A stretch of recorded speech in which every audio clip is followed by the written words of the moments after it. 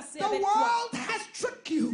Le monde, The devil has tricked le you. diable t'a The bloqué. enemy has tricked you. Il t'a bloqué. And has stolen what Et il a God volé has given ce you que Dieu to t'a donné advance pour his faire kingdom. avancer son And royaume. God says, Et Dieu dit, today, aujourd'hui, not pas tomorrow. demain, Today, aujourd'hui, not tomorrow. pas demain, I want to restore je veux restaurer the passion, the passion. Alors tu peux danser, hein? Oui.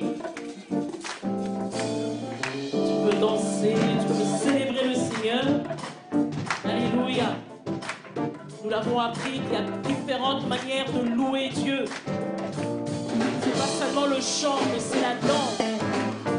Hallelujah, hallelujah, hallelujah. Ouais, Jésus vous aime! Jésus, Jésus, Jésus, Jésus, Jésus, Jésus. Alléluia, alléluia, alléluia, alléluia, alléluia, alléluia, alléluia. La scène pourrait se passer en Amérique du Nord, du Sud, à Cotonou, Bahia, Séoul ou Manille. Mais non, nous sommes bien en France, en banlieue parisienne, et nous avons rendez-vous dans une église. Pas n'importe laquelle, celle des chrétiens évangéliques. Et pas n'importe quels chrétiens évangéliques, les charismatiques pentecôtistes, ceux d'une dernière vague née dans les années 70 et 80 et dont le nombre ne cesse de croître. Rendez-vous ici, au centre du réveil chrétien, ou CRC à Saint-Denis, là, dans un quartier populaire de Mulhouse, ou ailleurs, sur cette scène de spectacle à Épinal. Les évangéliques sont protestants. En France, ils comptent entre 460 000 et 600 000 fidèles, un chiffre exponentiel. Au lendemain de la Seconde Guerre mondiale, ils étaient tout juste 50 000. C'est la religion qui progresse le plus en France. J'ai envie de voir en quoi ils croient et comment ils pratiquent.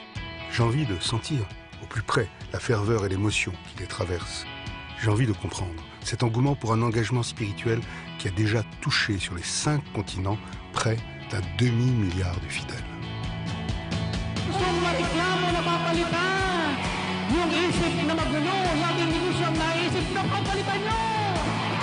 In the name of Jesus, all is going to do it.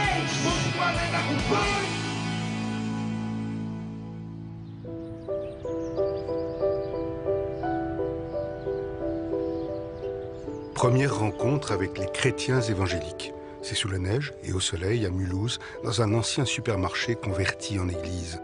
C'est la porte ouverte chrétienne, la POC, une des plus grandes églises évangéliques de France, une de ces nouvelles églises donc à tendance pentecôtiste charismatique, courant qui rencontre le plus de succès. Dans cette nef réinventée, tous les dimanches peuvent résonner les prêches et les prières de presque 2000 fidèles. Père, bénis tous ces bien-aimés ici et derrière les écrans. Bénis les internautes qui nous ont suivis ce matin.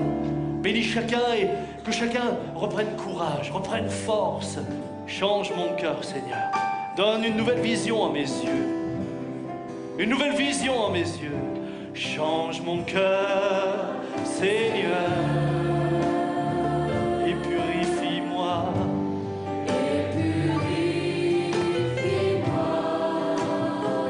Change mon cœur, Seigneur.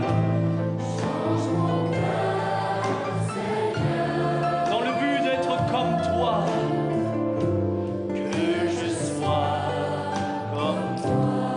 Pouvons-nous le rechanter encore une fois, chers amis internautes? Chez les charismatiques, on croit aux miracles et guérisons comme ils sont décrits dans les évangiles dont on vénère les préceptes. Pour eux, les textes sacrés ont une autorité suprême. Et contrairement à beaucoup de protestants, ils sont aussi une sorte de guide pratique du quotidien.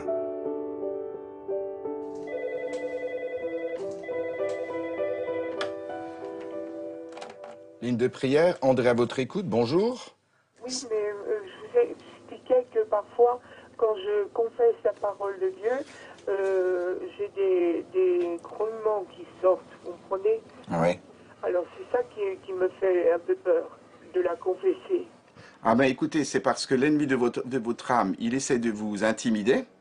Alors vous lui dites qu'il faut proclamer la parole qui est dans l'évangile de Marc, et où il est dit « En mon nom, hein, en mon nom, nous avons la victoire ». Et bien voilà, vous le proclamez. Amen.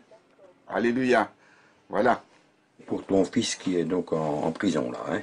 Oui, il est en prison, et puis toujours ma fille aussi, bon, il n'a pas tellement le moral non plus. Voilà, j'ai un frère qui est au chômage. Il a 3 enfants et tout, mais de temps en temps, il vit chez mes parents parce qu'il n'arrive pas à subvenir à ses besoins.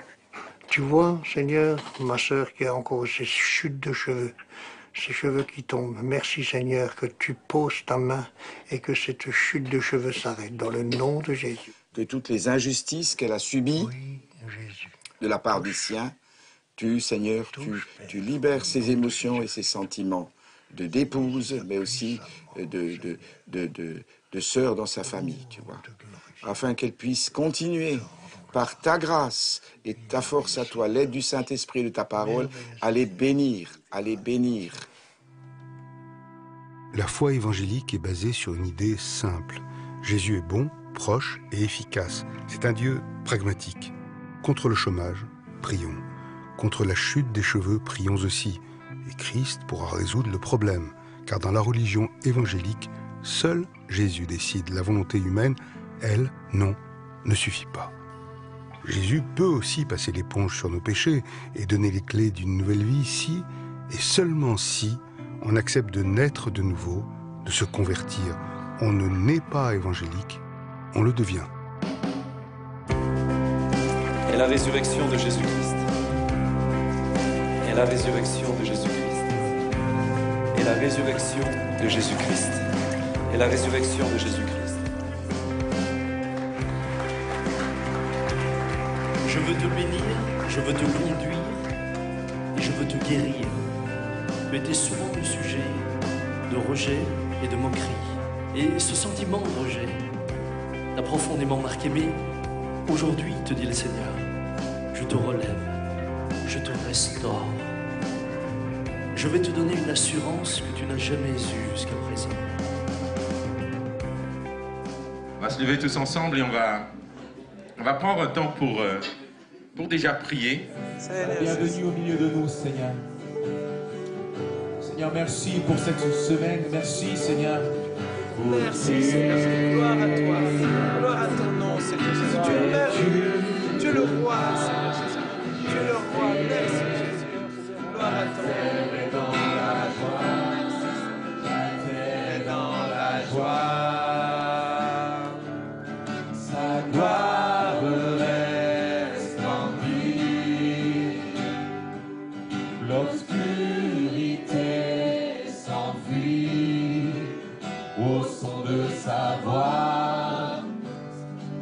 Il y a un couple et en ce moment vous arrêtez pas de vous disputer et puis il y a des tensions et c'est comme si vous aimeriez tellement que ça change mais ça change pas.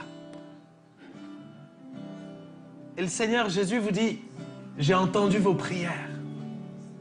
Et je suis ce Dieu qui veut amener la paix. Et ce que j'attends de vous, c'est que vous puissiez vous humilier devant l'autre. C'est que vous puissiez réellement considérer l'autre comme plus important que vous-même. Que vous appreniez plus à communiquer, à vous dire les choses. Alléluia. Combien Dieu est grand, j'entends le combien. Alors, j'ai appris que tu avais le sens de la prophétie. Ben, en tout cas, le don de la prophétie. Le don de la prophétie ou de la parole de connaissance, c'est des moments où Dieu nous révèle quelque chose de la vie des gens, ou nous annonce quelque chose qui va arriver. C'est pas forcément quand je vois quelqu'un. Bon. Des fois, c'est quand je prie, des fois, c'est quand je parle à quelqu'un. Effectivement, Dieu me met à cœur quelque chose, ou tout d'un coup, j'ai une image. Par exemple, parfois, Dieu nous révèle que quelqu'un est en train de faire quelque chose qui va le détruire. Exemple. Un jour, il y a eu une parole de connaissance qui disait qu'il y avait une jeune femme qui sortait avec un jeune homme qui lui, ne croyait pas du tout en Dieu. Et avec cet avertissement de dire, mais si tu continues, ben, tu vas te laisser influencer et par tu le vas jeune t'éloigner homme. de moi. Voilà, par le jeune homme. Dieu dit... Dieu l'avertit en disant, mais fais attention, ce jeune homme va t'influencer, va te mener à retourner dans le péché, à retourner dans une vie que tu n'as pas envie de vivre. Et cet avertissement passe par toi? Parfois, oui. Non, mais oui, en l'occurrence, oui. Oui, c'est ça. Et donc tu as dit à cette jeune fille, quitte ce jeune homme, en gros. Voilà. Alors après, encore une fois, c'est toujours sous la forme d'un conseil et puis d'un avertissement. Je sais, il m'a sauvé, et son sang m'a purifié, je le crois, je le crois. J'ai sa bannière, Jésus a vaincu la mort, mon rédempteur vit. Mais qu'est-ce qui rassemble ces jeunes adultes vers ce Dieu-là et ces pratiques-là? Une chaleur, sûrement. Une fraternité aussi, autour de l'espérance du royaume de Dieu, afin d'essayer de rester ou de devenir un vrai chrétien.